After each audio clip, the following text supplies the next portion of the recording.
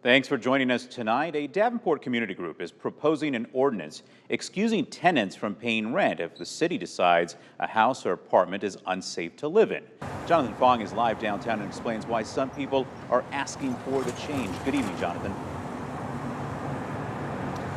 Yeah, good evening, John. The Cities Tenant Alliance says that Davenport renters have had to put up with unsafe and unhealthy apartments for several years. One of them, for example, is the Schricker apartment here on West 4th Street. You may recall back in March, that's when tenants had to be vacated from this building. Now, the Alliance is hoping that this new proposed ordinance will help alleviate some of the housing issues like this one.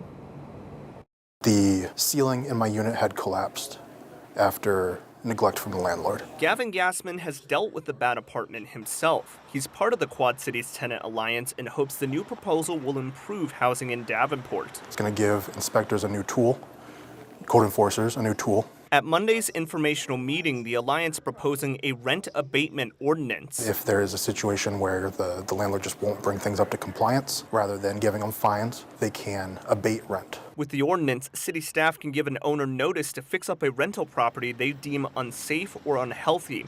If they don't make the repairs in time, staff can stop the landlord from charging rent until the fixes are made. When there's not heat or power or it's not safe in their apartment, they shouldn't be paying rent. They know that. Stan Lofferman is the lead housing inspector from Iowa City, which already has this kind of ordinance. The fact that a landlord can't collect rent the next month really kind of grabs their attention more than anything. He says the ordinance is a useful tool that doesn't add too much work for inspectors. In 7 years, we've used it 14 times, which isn't a lot.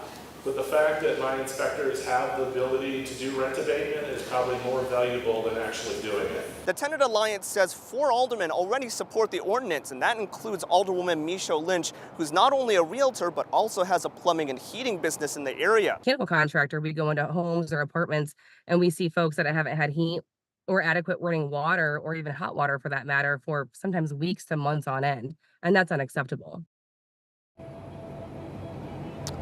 And Gavin says that they're hoping to have City Council vote on the ordinance by August. That should give them enough time to have work sessions to discuss the ordinance and also to have a chance to have several readings in City Council.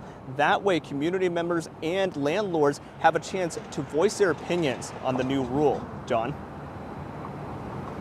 Says Alderman Ben Jobjan.